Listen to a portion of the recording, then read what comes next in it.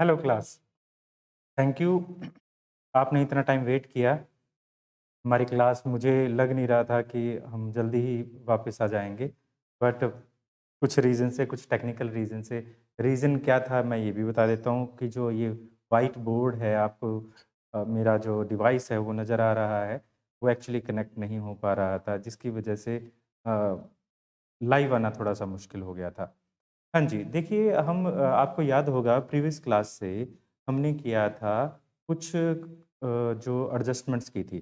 हम financial statement with adjustment कर रहे थे, जिसमें हमने बेसिक 4 एडजस्टमेंट हम कर चुके हैं। मेरे पास जो बुक है, मैं डी के गोयल बुक यूज़ कर रहा हूँ। हमने अब तक क्लोजिंग स्टॉक, आउटस्टैंडिंग एक्सपेंसेस, इसके बाद हमने प्रीपेड एक्सपेंसेस, ये कुछ हम कर चुके हैं।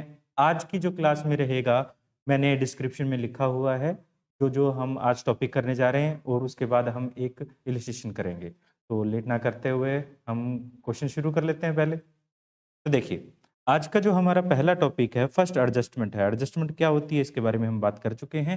फर्स्ट एडजस्टमेंट यानी हमारी फिफ्थ एडजस्टमेंट एक्चुअली में है आज accrual accrued income receivable. Accrued income और income receivable. Income earned but not received, इसे हम कह सकते हैं अर्न्ड बट नॉट रिसीव्ड। ऐसी इनकम जो आपने कमा ली है बट आपने अब तक रिसीव नहीं की है, ऐसी इनकम को क्या कहते हैं? अक्रूड इनकम कहते हैं। एग्जाम्पल के तौर पर मान लीजिए आपने इन लोन दे रखा है, लोन एंड एडवांस दिया गया है इस रेट से, मान लीजिए 10% पर एनम से, और जो वैल्यू है हमारे पास 1 लाख है।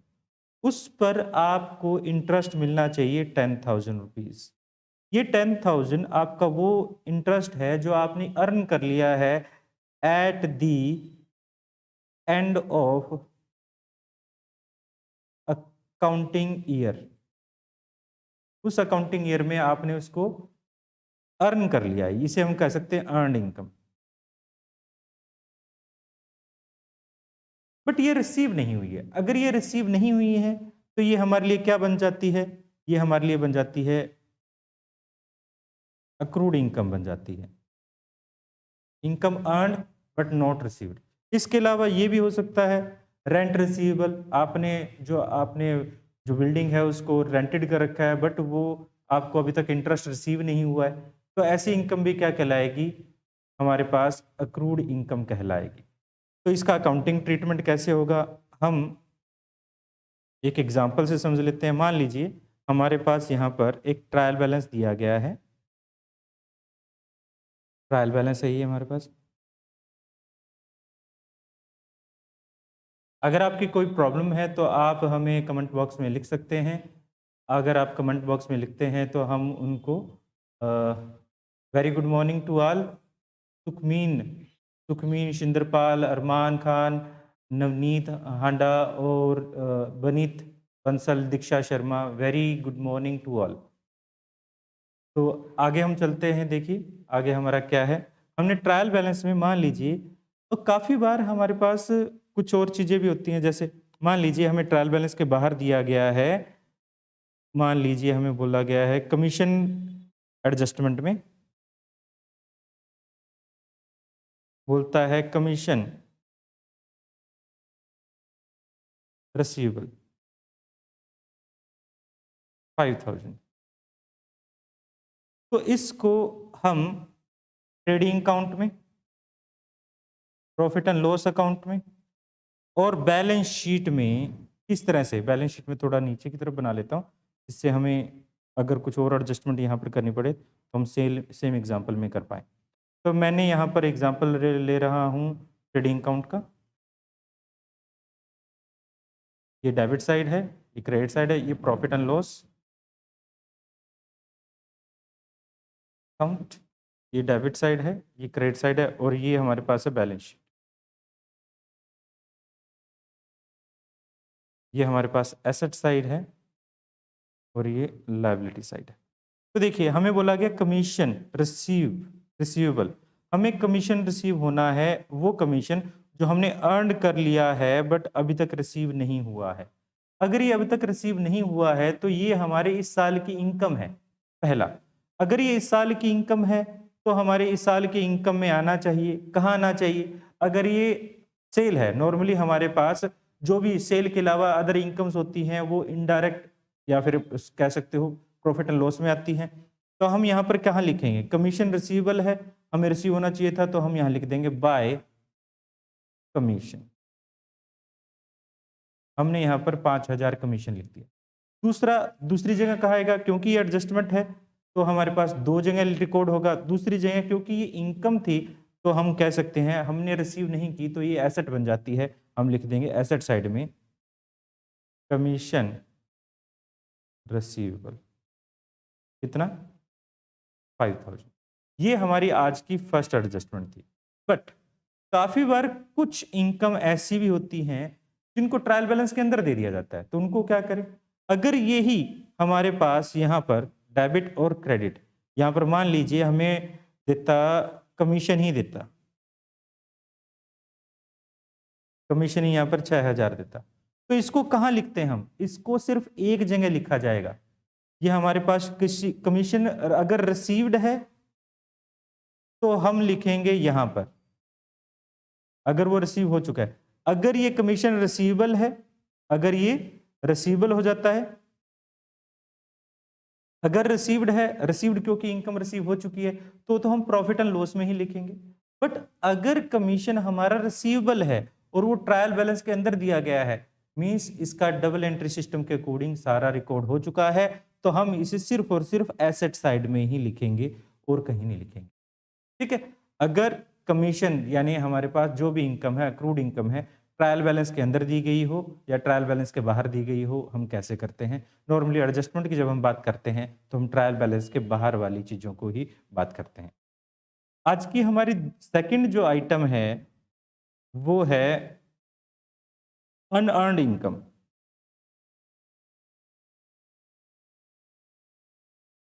या फिर आप कह सकते हो इनकम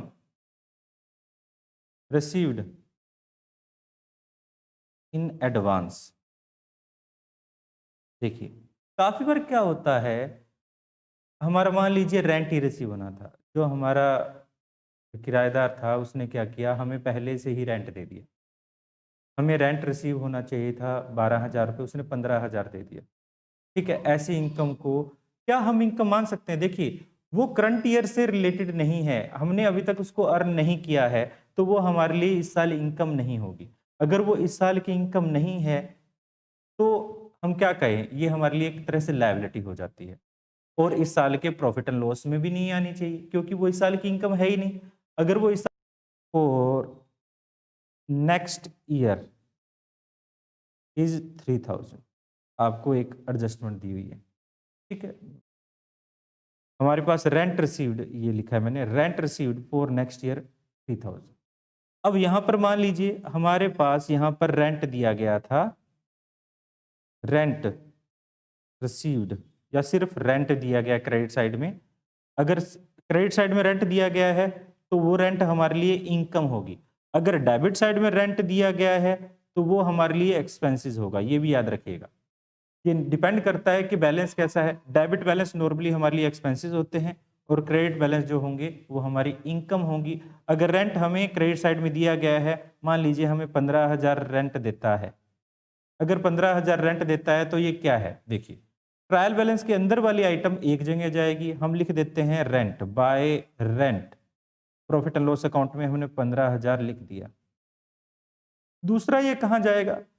हमारे पास दूसरा, क्योंकि हमारे पास ट्रायल बैलेंस के अंदर था, इसको तो हम एक ही जगह रिकॉर्ड करेंगे। अब ट्रायल बैलेंस के जो बाहर है, क्योंकि हमने ये जो रेंट है ये इस साल से रिलेटेड नहीं है, ये नेक्स्ट ईयर से रिलेटेड है, तो इस साल हम इसे क्या करें? इस साल हमें लेस कर देंगे करंट ईयर रेंट से, लेस कर देते हैं नेक्स्ट ईयर रेंट, या फिर रेंट रिसीव्ड इन एडवांस, या फिर हम कह सकते हैं हमारे पास अनएक्सपायर्ड इनकम, या सॉरी हमने कर रहे थे सॉरी अनअर्न्ड इनकम, तो इसे हम 3000 क्या कर देते हैं, लेस कर देते हैं, तो 12,000 हमारे प्रॉफिट एंड लॉस में आएगी। क्योंकि हमने कमाया नहीं है तो हमारी इनकम का पार्ट नहीं है, तो बैलेंस शीट में इसे हम लिखेंगे रेंट रिसीव्ड इन एडवांस 3000। ये और भी बहुत सारे टाइप का हो सकता है, रेंट रिसीव्ड, अनअर्न्ड इनकम, ठीक है, और भी कुछ हो सकती है इनकम, जो हमारे पास एग्जाम्पल आएंगे, क्वेश्चन आएंगे, हम उसमें लगातार देखते रहेंगे। आज की हमारी जो थर्ड यानी हमारे पास सिक्स सेवन्थ कह सकते हैं, ये टोटल मिलाएं तो ये सिक्स्थ थी, और अब हम कर रहे हैं सेवन्थ। सेवन्थ है हमारे पास इंटरेस्ट ऑन कैपिटल, एक आएगा इंटरेस्ट ऑन ड्राइंग, देखिए इंटरेस्ट ऑन कैपिटल, और एक और आएगा हमारे पास जो रहता है interest on drawing, eighth interest on drawing, ठीक है। अब ये हम करते हैं interest on capital and interest on drawing. आप जानते हैं सेपरेट एंटिटी कॉन्सेप्ट, एक कॉन्सेप्ट हुआ करता था, आपने एक कॉन्सेप्ट किया है जिसका नाम है सेपरेट एंटिटी कॉन्सेप्ट। इस सेपरेट एंटिटी कॉन्सेप्ट के अकॉर्डिंग, इस सेपरेट एंटिटी कॉन्सेप्ट के अकॉर्डिंग हमारे पास बिजनेस जो है वो अलग है, और ओनर जो है वो एक दूसरे से बिल्कुल अलग अलग है। अगर एक दूसरे से अलग है, जो ओनर ने बिजनेस में पैसा इन्वेस्ट किया है इसे हम कह देते हैं कैपिटल, और बिजनेस के लिए क्या है, बोरोड मनी है। तो बिजनेस इस बोरोड मनी पर काफी बार इंटरेस्ट पे करता है। जो बिजनेस है काफी बार इस पर इंटरेस्ट पे करता है। जो इंटरेस्ट पे करता है वो बिजनेस के लिए क्या है, ये इंटरेस्ट बिजनेस के लिए एक्सपेंसेस है, for business it is expense, ये बिजनेस के लिए खर्चा है। तो सभी खर्चों की तरह जैसे हम लिखते हैं, तो ये प्रॉफिट एंड लॉस अकाउंट में हमारे पास जाएगा, ठीक है। दूसरा, अब क्योंकि मान लीजिए ओनर ने हमें 1 लाख रुपए बिजनेस में इन्वेस्ट किए थे और हम इस पर 10% पर एनम से इंटरेस्ट देते हैं, तो हमने इसको 10,000 और देना है। तो 10,000 और 1,000 मिला ले तो टोटल हमने उसको 1,10,000 देना है। इस इंटरेस्ट से उसकी कैपिटल जो है, इस इंटरेस्ट से उसकी जो कैपिटल है वो क्या हो जाएगी, इंक्रीज हो जाएगी। अब उसका पैसा बिजनेस में ज्यादा इन्वेस्टेड हो चुका है, हमने उसको इंटरेस्ट देना था, इंटरेस्ट को भी हमने कैपिटल में ऐड कर दिया। तो इसलिए यहां पर 2 एडजस्टमेंट रहेंगी। पहला, हम प्रॉफिट एंड लॉस अकाउंट में सभी खर्चों की तरह यहां पर भी इसको खर्चों में रिकॉर्ड करेंगे। दूसरा, यहां पर ये कैपिटल में ऐड हो जाएगा, ऐड इन कैपिटल। ये तो हमारे पास था इंटरेस्ट ऑन कैपिटल का। दूसरा, इंटरेस्ट ऑन ड्राइंग क्या है, देखिए बिजनेस में आप हमेशा याद रखिएगा, बिजनेस में जब हम बिजनेस कर रहे हैं कैपिटल को और ड्राइंग को अलग अलग ट्रीट किया जाता है। अगर हमारे पास ये अलग अलग ना होती तो हम क्या करते, हम कैपिटल को ही बोल देते लेस कैपिटल, ड्राइंग को हम क्या बोल देते, कैपिटल में से लेस हो गया माइनस हो गया कैपिटल। बट कैपिटल और ड्राइंग अपने आप में एक दूसरे से बिल्कुल अलग अलग हैं। बिजनेस में बिजनेस एक दूसरे को आपको अभी बताया भी है कि हमारे पास सेपरेट एंटिटी कॉन्सेप्ट है, बिजनेस अलग है और हमारे पास जो ओनर है वो अलग है। अगर ये दोनों अलग अलग हैं तो बिजनेस ने जो पैसा लगाया, बिजनेस में जो पैसा लगाया गया है ओनर द्वारा, वो उसका कैपिटल कहलाएगा। बट काफी बार पर्सनल यूज करने के लिए ओनर क्या करता है, खर्च ले लेता है, अपने जो डोमेस्टिक एक्सपेंसेस है उसके लिए कुछ पैसा बिजनेस से निकाल लेता है। इसे हम इस तरह से नहीं कहते कि बिजनेस में से ड्राइंग कैपिटल में से कम हो गया, वैसे तो कैपिटल में से कम नहीं होता, बट आपके जो +1 और फाइनेंशियल सोल ट्रेडिंग के लिए, सोल ट्रेडिंग बिजनेस के लिए हम इसमें से कैपिटल में से लेस करते हैं। बट ये कैपिटल होता, ड्राइंग होता क्या है, वो पैसा जो ओनर ने पर्सनल यूज करने के लिए यूज किया है, बिजनेस से निकाला है। तो इसको हम कहेंगे ड्राइंग। क्या कहेंगे इसे? हम ड्राइंग कहेंगे। ड्राइंग पर जिस तरह से इंटरेस्ट कैपिटल पर देता है, इसी तरह इंटरेस्ट कैपिटल ड्राइंग पर लेता है, बिजनेस लेता है। बिजनेस के लिए इनकम है, और सभी इनकम की तरह प्रॉफिट एंड लॉस अकाउंट में ये क्रेडिट साइड में चला जाएगा। जो खर्चा था वो डेबिट साइड में जा रहा था, और इनकम जो है वो क्रेडिट साइड में चला जाएगा। दूसरा, इससे ओनर की जो कैपिटल है वो लेस हो जाएगी, तो हम क्या करेंगे, इसको लेस कर देंगे इंटरेस्ट ऑन ड्राइंग को। ठीक है, इस तरह से। तो ये हम एक एग्जांपल से समझते हैं जिससे आपको बिल्कुल क्लियर कट समझ आ जाए। मान लीजिए हमारे पास यहाँ पर लायबिलिटी साइड में, क्रेडिट साइड में कैपिटल दिया गया है। कैपिटल दिया गया है 10 लाख, और हमें यहाँ ड्राइंग दिया गया डेबिट साइड में। ड्राइंग दिया गया मान लीजिए 10,000, और हमें यहाँ बोलता है interest on capital at the rate 10% per annum will be charged. और दूसरा हमें देता है interest on drawing is rupees, ये रुपीज में दे दिया गया मान लीजिए 500। तो हम इन दोनों को अब कैसे ट्रीट करें? जो ट्रायल बैलेंस के अंदर है वो तो एक एक जगह जाएगा। कहाँ कहाँ जाएगा देखिए, हमारे पास कैपिटल जो है वो लायबिलिटी है, तो हम उसको लायबिलिटी साइड में लिख देते हैं कैपिटल। हमने कर दिया यहाँ पर कितना, 10 लाख। और जो ड्राइंग है उसको हम कर देते हैं कैपिटल में से लेस। सोल ट्रेडिंग के लिए, क्योंकि सोल ट्रेडिंग बिजनेस ऐसा बिजनेस होता है जिसमें सेपरेट एंटिटी कॉन्सेप्ट होता नहीं है। अगर हम अकाउंटिंग की बात करें तो एक्चुअल में सेपरेट एंटिटी कॉन्सेप्ट होता नहीं है। तो हम यहाँ पर कर देते हैं ड्राइंग 10,000 रुपये लेस, तो हमारे पास बच जाता है एक तरह से 90,000 रुपये। और जो ये इंटरेस्ट है, हमारे पास इंटरेस्ट ऑन कैपिटल है, हमारे लिए खर्च है, तो सभी खर्चों की तरह ये प्रॉफिट एंड लॉस में इंटरेस्ट ऑन कैपिटल चला जाएगा। 10 शुरुआत में हमारी कैपिटल कितनी थी, हमारे पास 10 लाख थी, तो 10 लाख पर 10% हमारे पास 10,000 हो जाता है। 10,000 है, यहाँ पर हम ऐड कर देंगे। पहली जगह हमने यहाँ लिख दिया है, और सेकंड जो होगा प्लेस वो यहाँ पर होगा हमारे पास। ऐड कर देते हैं इंटरेस्ट ऑन कैपिटल 10,000। ठीक है, तो हमारे पास 1 लाख हो जाता, 10 लाख ही हो जाता है, पहले 10 लाख था, सॉरी 10,000। तो हमारे पास 9,10,000 हो जाता है। दूसरा हम यहाँ क्या करेंगे, हमारे पास जो इंटरेस्ट ऑन ड्राइंग है, इंटरेस्ट ऑन ड्राइंग क्योंकि इनकम है हमारे लिए बिजनेस के लिए, तो इंटरेस्ट ऑन ड्राइंग को हम यहाँ पर प्रॉफिट एंड लॉस के हम क्रेडिट साइड लिखेंगे, और दूसरा हम कैपिटल में से लेस कर देंगे। इंटरेस्ट ऑन ड्राइंग 500, तो जो भी वैल्यू होगी 9,09,500। ठीक है,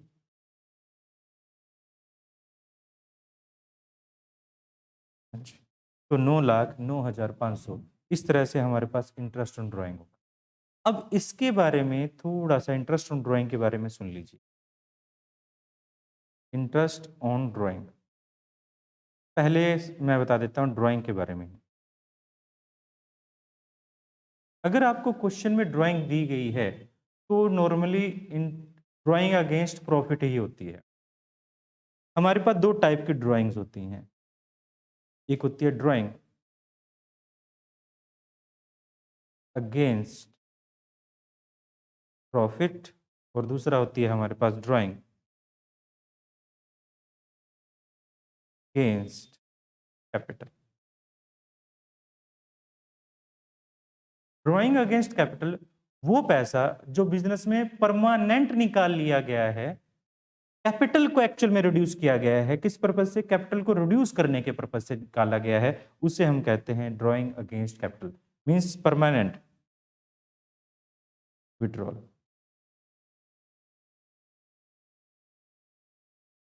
और जो ये ड्राइंग अगेंस्ट प्रॉफिट है, ये बिजनेस में से टाइम टू टाइम प्रॉफिट का एक पार्ट ओनर अपने पर्सनल यूज करने के लिए निकालता है, इसे हम कहते हैं ड्राइंग अगेंस्ट प्रॉफिट। और इससे जो कैपिटल है वो रिड्यूस नहीं होती। हमारे पास ड्राइंग अगेंस्ट प्रॉफिट से कैपिटल रिड्यूस नहीं होती। ड्राइंग अगेंस्ट कैपिटल से जो हमारे पास ड्राइंग अगेंस्ट प्रॉफिट से कैपिटल रिड्यूस नहीं होती और ड्राइंग अगेंस्ट कैपिटल से कैपिटल रिड्यूस होती है। यहां पर एक और बात ध्यान देने वाली बात है, no interest on drawing charge. कोई इंटरेस्ट ऑन ड्राइंग चार्ज नहीं होता। अगर आपको इंटरेस्ट ऑन ड्राइंग बोला गया है तो वो हमेशा ही किस पर बोला जाएगा? ड्राइंग अगेंस्ट प्रॉफिट पर ही बोला जाएगा। ठीक है, अगर क्वेश्चन में आपको ड्राइंग देता है, इंटरेस्ट ऑन ड्राइंग है, तो ड्राइंग अगेंस्ट प्रॉफिट ही होगा, ड्राइंग अगेंस्ट कैपिटल नहीं होगा। तो हमारे पास ये था, हमारे पास इंटरेस्ट ऑन ड्राइंग से रिलेटेड। आई होप आपको क्लियर होगा, interest on drawing and interest on capital. अब हमारे पास लास्ट आज का जो है, हमारे पास जो है नाइन्थ एडजस्टमेंट है। नाइन्थ एडजस्टमेंट जो रहेगी वो रहेगी इंटरेस्ट ऑन लोन। इसके साथ एक और एडजस्टमेंट आ जाती है, इंप्लाइड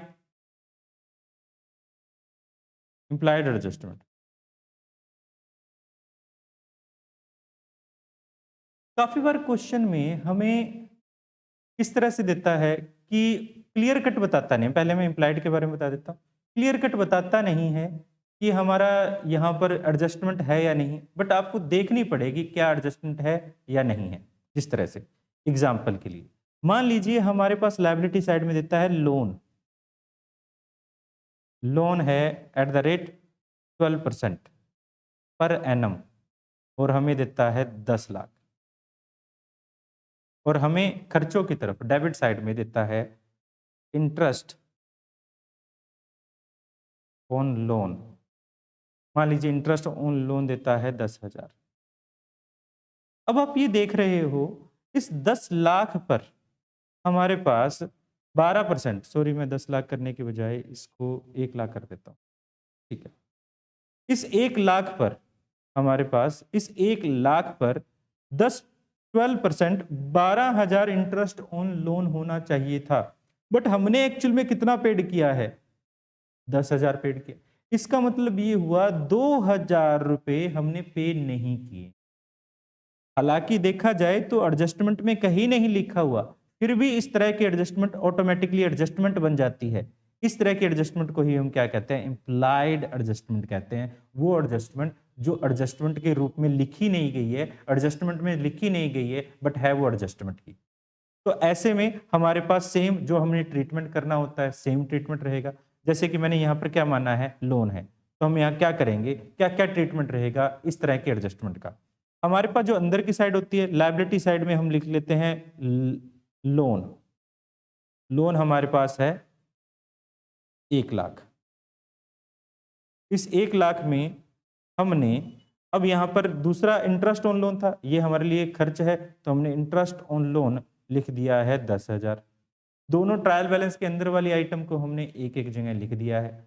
दूसरा जो ट्रायल बैलेंस के बाहर है, यानी ट्रायल बैलेंस के बाहर भी नहीं है तो एडजस्टमेंट है, हमें 12% 10 1 लाख पर 12% 12,000 हमारा इंटरेस्ट ऑन लोन बनता था, जिसमें से हमने 10,000 एक्चुअल में पे कर दिए हैं। तो 2,000 लोन हमारा क्या बन जाएगा? आउटस्टैंडिंग इंटरेस्ट बन जाएगा।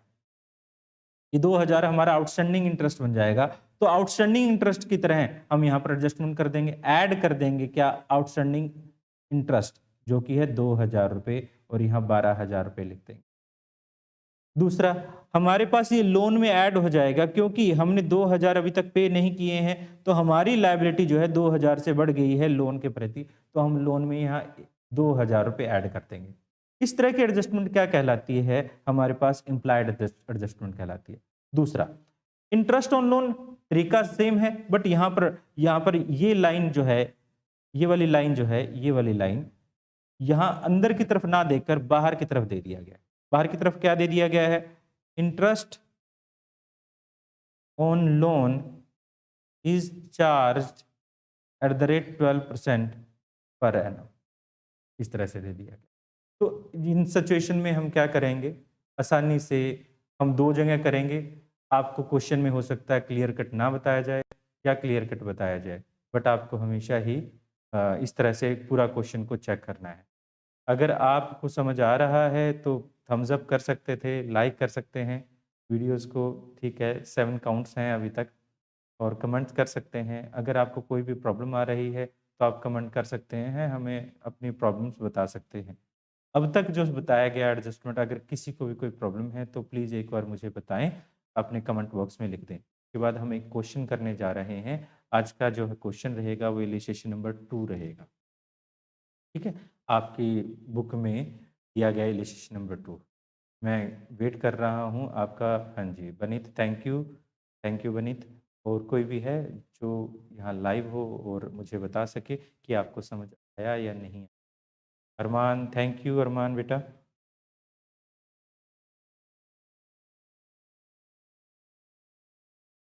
देखिए, अगर किसी को प्रॉब्लम्स नहीं है, तो हम आगे चल सकते हैं। आगे चलते हैं, देखिए आगे क्या है।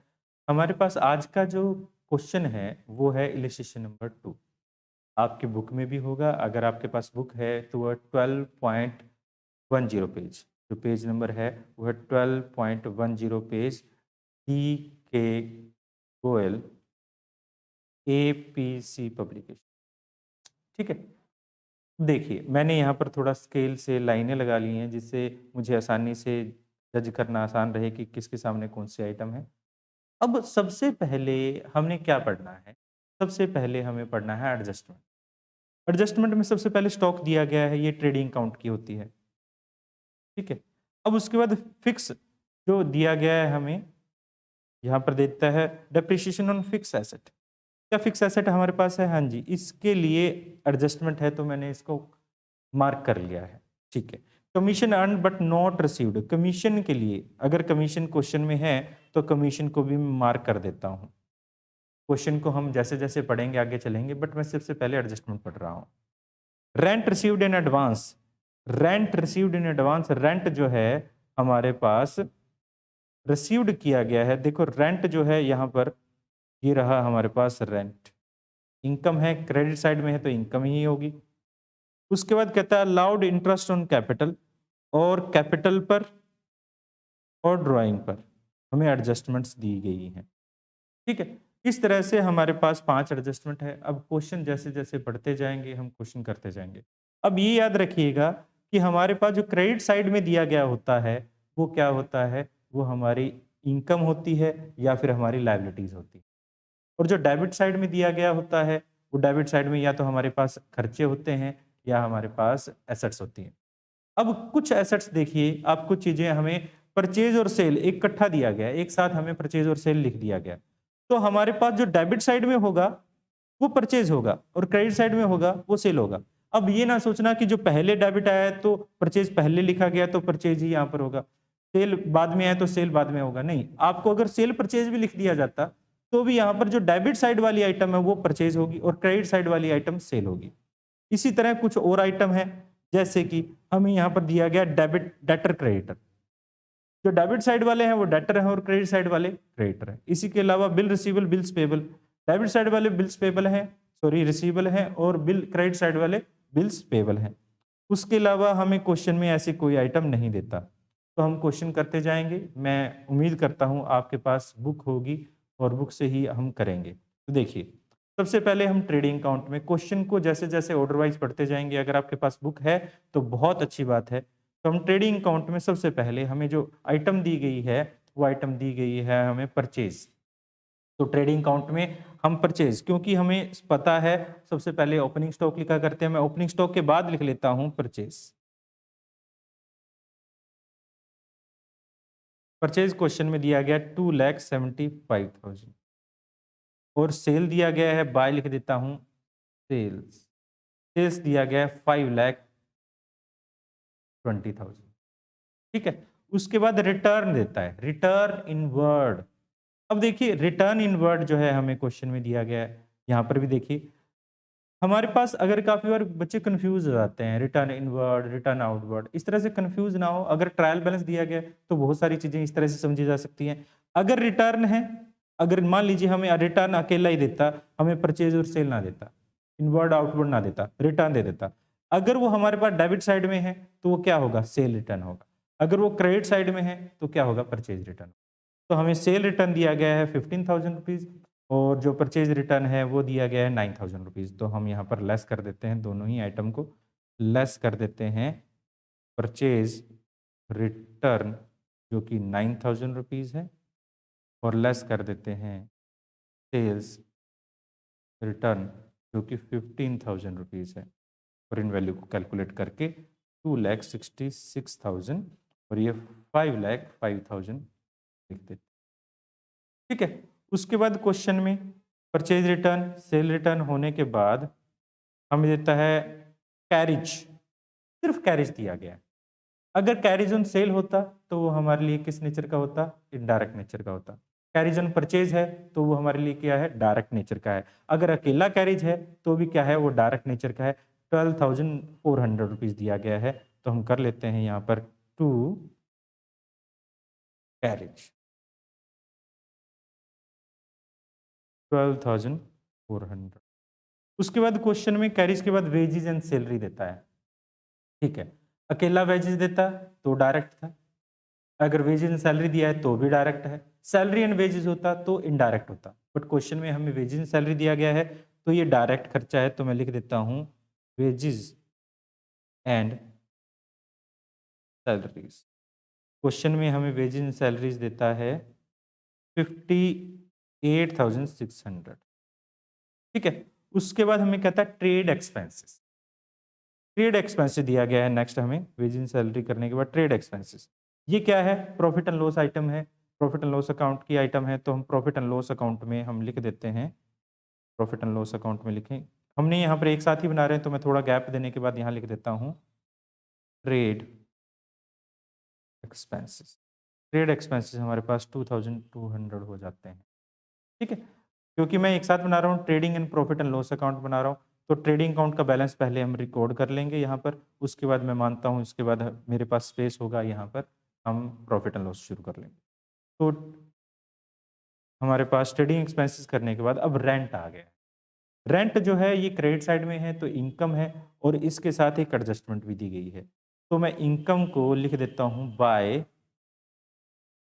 रेंट। रेंट क्वेश्चन में हमें दिया गया है 13,000 रुपीज। ठीक है। ट्रायल बैलेंस के अंदर अगर हम रेंट देखें तो हमें 13,000 दिए और रेंट से रिलेटेड हमारे पास एक एडजस्टमेंट भी है। Rent received in advance 1,000 rupees. तो अगर रिसीव्ड इनकम हुई है तो इनकम क्योंकि इस साल से रिलेटेड नहीं है तो हम लेस कर देते हैं इसको, क्या? Advance rent 1,000। हमारा रेंट एक्चुअल में कितना है? 12,000 है और ये हमारी लायबिलिटी बन जाती है। जो हमने एडवांस रिसीव कर रखा है रेंट, ये लायबिलिटी बन जाती है, तो लायबिलिटी में भी लिख देते हैं क्या? Rent received in advance. Advance rent हमारे पास है 1,000। आगे देखते हैं आगे क्वेश्चन में क्या दिया गया है। रेंट के बाद हमें देता है इंश्योरेंस। इंश्योरेंस से रिलेटेड कुछ था? कुछ भी नहीं था। इंश्योरेंस हमारा डेबिट है तो खर्चा है, क्योंकि हमें बताया नहीं गया डायरेक्ट इनडायरेक्ट, तो हम इनडायरेक्ट ही मानेंगे। तो इंश्योरेंस वैसे इनडायरेक्ट ही होता है। इंश्योरेंस हमें क्वेश्चन में दिया गया है 2,000 रुपये। ठीक है। अब बुक लेकर बैठे हैं ऐसा मैं मान रहा हूँ। इंश्योरेंस के बाद दिया गया ऑडिट फीस। ऑडिट फीस भी क्या होता है हमारे लिए? ऑडिट फीस भी हमारे लिए इनडायरेक्ट खर्चा होता है, तो मैं लिख देता हूँ ऑडिट फी। ऑडिट फीस है 1,200 रुपये। ठीक है। उसके बाद क्वेश्चन में हमें दिया गया है डेटर एंड क्रेडिटर। तो डेटर एंड क्रेडिटर कहाँ पर आएंगे? प्रॉफिट एंड लॉस में नहीं, बैलेंस शीट में आएंगे। डेटर हमारी एसेट है और क्रेडिटर क्रेडिटर हमारी लायबिलिटी है। डेटर क्वेश्चन में हमें दिया गया है, हाँ जी, डेटर क्वेश्चन में 1,10,000 और क्रेडिटर 62,100 दिया गया है, तो हम डेटर और क्रेडिटर को लिख देते हैं बैलेंस शीट में। क्रेडिटर हमारे पास 62,100 और ये 1,10,000। ठीक है। उसके बाद क्वेश्चन में हमें बिल रिसीवेबल और बिल्स पेबल देता है। बिल रिसीवेबल हमें क्वेश्चन में देता है 3,300 और बिल्स पेबल हमें क्वेश्चन में देता है 2,200। इस तरह से हमारे पास बिल्स पेबल और बिल रिसीवेबल का भी हमने एडजस्टमेंट कर लिया। इंश्योरेंस हो चुका है, ऑडिट फीस हो चुका है, डेटर क्रेडिटर हो चुका है, बिल रिसीवेबल, बिल्स पेबल हो चुका है, printing and advance. Printing and advance हमारे लिए खर्चा है, तो ये प्रॉफिट एंड लॉस में जाता होता है। हम लिख देते हैं क्या, printing and advance. Printing and advance 5500 हमें। अब नेक्स्ट जो है हमारे पास प्रिंटिंग एंड एडवांस के बाद कमीशन है, जो कि क्रेडिट है यानी इनकम दिया गया है, और कमीशन के रिलेटेड हमें एक एडजस्टमेंट भी देता है। Commission earned but not received 4000, यानी हमारे पास अक्रूड इनकम है, ये अक्रूड कमीशन है। तो हम कमीशन क्योंकि इनकम है तो मैं लिख देता हूं बाय कमीशन, जो कि 1000 है, और इसमें हम लिख देते हैं क्या, अक्रूड कमीशन, जो कि 4400 एडजस्टमेंट में हमें दिया गया। ये एडजस्ट करने के बाद हम 1400 लिख देते हैं। ये जो एडजस्टमेंट थी ये दो जगह जाएगी, दूसरी जगह कहाँ जाएगी, हमने अर्न कर लिए तो ये हमारे लिए क्या बन जाती है, हमारे लिए एसेट बन जाती है। क्या लिख दें, अक्रूड कमीशन। कितना है, 400। इस तरह से हमारे पास हमने ये एडजस्टमेंट भी कर लिया कमीशन के बाद। अब क्वेश्चन में ओपनिंग स्टॉक दिया गया है, बिल्कुल लास्ट में दिया गया था। हाँ जी, हमने इसके लिए स्पेस छोड़ा हुआ है, तो हम जो स्पेस छोड़ा हुआ है उसको हम कर लेते हैं। ओपनिंग स्टॉक, ओपनिंग स्टॉक 36,000 हमें क्वेश्चन में दिया गया है। ओपनिंग स्टॉक के बाद cash in hand, cash at bank, ये दोनों ही आइटम हमारे पास जो है बैलेंस शीट की हैं। बैंक लोन, ये हमारे लिए क्या है, ये भी एक एडजस्टमेंट ऐसी है जो इसकी है लायबिलिटी साइड में आएगा, जो बैलेंस शीट है उसकी लायबिलिटी साइड में। तो हम इन आइटम को भी लिख लेते हैं, cash in hand, cash at bank, और हमारे पास बैंक लोन। ठीक है, अब हमने ये चेक कर लिया है कि बैंक लोन जो है हमारे पास वो किसी प्रकार का अक्रूड नेचर का कोई या फिर हिडन हमारे पास नहीं है। तो हमने कैश इन हैंड, हमें क्वेश्चन में दे रखा है 12,800, और कैश एट बैंक 26,800, और बैंक लोन, बैंक लोन हमें दिया गया है 20,000। ठीक है, अब एडजस्टमेंट ये करने के बाद हम कुछ एडजस्टमेंट पे पहुंच चुके हैं। इंटरेस्ट ऑन लोन देता है, इंटरेस्ट ऑन लोन हमारे लिए खर्चा है, प्रॉफिट एंड लॉस में आएगा, ट्रायल बैलेंस के अंदर दिया गया है, तो ये एक ही जगह आएगा, दो जगह नहीं आएगा, सिर्फ और सिर्फ कहाँ पर, प्रॉफिट एंड लॉस में। हम लिख देते हैं interest on loan. Interest on loan हमारे पास 1500 दिया गया है। अब कुछ एडजस्टमेंट भी देता है हमें। एडजस्टमेंट में कैपिटल, कैपिटल के लिए हमारे पास इंटरेस्ट ऑन कैपिटल है, ड्राइंग, और कैपिटल और ड्राइंग दोनों देता है। तो हम क्या करते हैं, यहाँ पर पहले हम कैपिटल लिख लेते हैं। हमने कैपिटल लिख लिया, क्वेश्चन में हमें कैपिटल 2,50,000 दिया गया है, और लेस करेंगे हम क्या, drawing and interest on drawing. Question में हमें ड्राइंग भी दिया गया था 15,000, हमने दोनों की ही एक एक जगह लिख लिया है। अब जो इंटरेस्ट ऑन ड्राइंग है और इंटरेस्ट ऑन कैपिटल है, हमें इंटरेस्ट ऑन कैपिटल देता था, कहता था इंटरेस्ट ऑन कैपिटल 8% है, और इंटरेस्ट ऑन ड्राइंग 900 है। तो हम इन दोनों को भी चार्ज कर देते हैं। 2,50,000 पर हम ऐड कर देते हैं interest on capital, interest at the rate 8%। तो हमारे पास ये 20,000 हो जाएगा। ठीक है, और यहाँ पर इंटरेस्ट ऑन ड्राइंग यहाँ पर 900 आ जाती है, टोटल 15,900 हो जाता है। तो हमने दोनों को ही एक जगह तो लिख दिया, दूसरी जगह कहाँ आएगा, प्रॉफिट एंड लॉस में। हमारे लिए इंटरेस्ट ऑन ड्राइंग इनकम है, तो इंटरेस्ट ऑन कैपिटल एक्सपेंसेस है।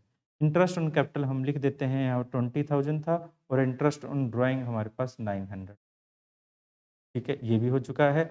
इसके बाद हमारे पास क्या रह जाता है, fix asset. Fix asset question में हमें 3 लाख दिया गया है, और उस पर हम डेप्रिसिएशन चार्ज कर रहे हैं 10%। तो हमारे पास फिक्स एसेट कहाँ आएगी, फिक्स एसेट बैलेंस शीट में जाएगा, इधर एसेट साइड में हम लिख देते हैं फिक्स्ड एसेट्स जो कि है 3 लाख। इस 3 लाख पर हम यहाँ पर लेस कर देते हैं क्या, डेप्रिसिएशन जो कि एडजस्टमेंट है। हमें क्वेश्चन में डेप्रिसिएशन 10% यानी 30,000 डेप्रिसिएशन हम लेस कर देते हैं, तो हमारे पास यहाँ पर आ जाएगा 2,70,000। ठीक है, और इस डेप्रिसिएशन को एक जगह और लिखना है, तो हम कर देते हैं क्या, डेप्रिसिएशन ऑन फिक्स्ड एसेट जो कि हमारे पास है 30,000 रुपीज़। ये सारा करने के बाद अब हम क्या कर सकते हैं, इसका कैलकुलेशन कर सकते हैं, कौन सी आइटम हमारे पास ऐड होगी, कौन सी आइटम लेस होगी, हम देख सकते हैं बिल्कुल आसानी से। आई होप ये आपको समझ भी आ रहा होगा। तो देखिए, अब हमने सारी आइटम जो हैं ऐड लेस करने वाली सारी आइटम लिख दिए हैं, बस एक आइटम रह गई है जो हमने एडजस्टमेंट नहीं लिखी है, जो है क्लोजिंग स्टॉक। क्लोजिंग स्टॉक को भी दो जगह लिख देते हैं। पहला, हम ट्रेडिंग अकाउंट में क्लोजिंग स्टॉक हमारे पास 60,000 है, और दूसरा बैलेंस शीट में हम लिख देते हैं क्लोजिंग स्टॉक जो कि 60,000 है। अब हम क्या करें, बस सीधा सीधा हम एड लेस करते जाएंगे, कैलकुलेशन करते जाएंगे। सबसे पहले प्रॉफिट एंड लॉस में हमने टोटल करें तो टोटल हमारे पास 5,65,000 आता है, इन सभी अमाउंट का टोटल। इस अमाउंट में से हम ये सभी वैल्यू लेस करेंगे, इस वैल्यू में से ये सारी वैल्यू लेस करेंगे, तो जो बचेगा हमारे पास क्या बचेगा, ग्रोस प्रॉफिट। कैरिड डाउन, तो हमारे पास ये वैल्यू टोटल 5,65,000, इसमें से सारी वैल्यू लेस कर देते हैं, 1,92,000 हमारे पास प्रॉफिट बचता है। इस प्रॉफिट को हम प्रॉफिट एंड लॉस अकाउंट में बाय बैलेंस ब्रोट डाउन, या फिर इसको आप ग्रोस प्रॉफिट भी लिख सकते हो, ग्रोस प्रॉफिट ब्रोट डाउन। ठीक है, हमने 1,92,000 कर चुके। अब डेबिट साइड वाली फिर क्रेडिट साइड वाली सभी आइटम को फिर टोटल कर लेते हैं। टोटल करने के बाद हमारे पास इस साइड के सभी आइटम को टोटल करें, तो टोटल करने के बाद आता है 2,06,300, 2,06,300। और अब हम क्या करें, ये सारी वैल्यू लेस कर देते हैं। ये सारी वैल्यू लेस करने के बाद जो वैल्यू बचेगी 1,43,900, तो हमने 43,900 कर दिया है। 43,900, ये क्या बचेगा हमारे लिए, नेट प्रॉफिट बचा है, और इसको हम ट्रांसफ़र कर देंगे टू कैपिटल अकाउंट। तो इसे हम कैपिटल अकाउंट में ऐड कर देते हैं। ऐड कर दिया हमने क्या, प्रॉफिट 1,43,900। अब इन सभी वैल्यू का ऐड लेस करने के बाद, यानी ये दोनों वैल्यू ऐड कर दें, तो मैं इसको थोड़ा पास में लिख देता हूँ। ठीक है, और ये जो हमारे पास वैल्यू आएगी, जो वैल्यू आती है 3,98,000, ये कैलकुलेट करने के बाद अब हमने एसेट साइड का टोटल और लायबिलिटी साइड का टोटल कर लेते हैं। इन सभी का टोटल और इन सभी का टोटल बराबर आना चाहिए। एसेट लायबिलिटी साइड का टोटल करें तो 4,83,300 आता है, 4,83,300 आता है। इस तरह से आप बड़ी ही आसानी से आप क्वेश्चंस कर पाएंगे। बहुत ही आसान होता है, बहुत मुश्किल नहीं है फाइनेंशियल स्टेटमेंट्स विद एडजस्टमेंट। बस आपको ये पता होना चाहिए कि कौन कौन सी आइटम को कहाँ कहाँ लिखना है, और क्वेश्चन को बहुत ज़्यादा बार पढ़ने की आदत भी ना डालें। अगर अभी कोई क्वायरी है, आपकी कोई प्रॉब्लम है, कोई क्वेश्चन है ऐसा जो आप पूछना चाहते हैं, तो आप पूछ सकते हैं। अगर नहीं है तो फिर हम आज की क्लास को यहीं पर ख़त्म करते हैं।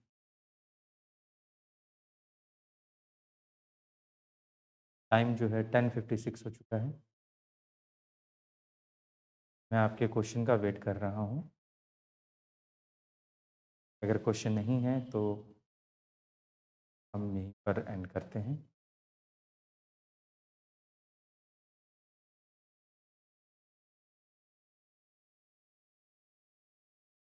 वैसे अपनी राय, अगर आपके पास कोई वैल्यूएबल ओपिनियन है हमारे चैनल से रिलेटेड, तो आप अपनी राय को भी हमारी वीडियोज़ के कमेंट बॉक्स में लिख सकते हैं, मेल कर सकते हैं। हमारी मेल आईडी है avkr.commerce@gmail.com। अगर आपकी प्रॉब्लम्स नहीं हैं तो हम यहाँ बंद करते हैं, फिर मिलते हैं किसी और लेक्चर में या लाइव वीडियो में। जब तक के लिए थैंक यू।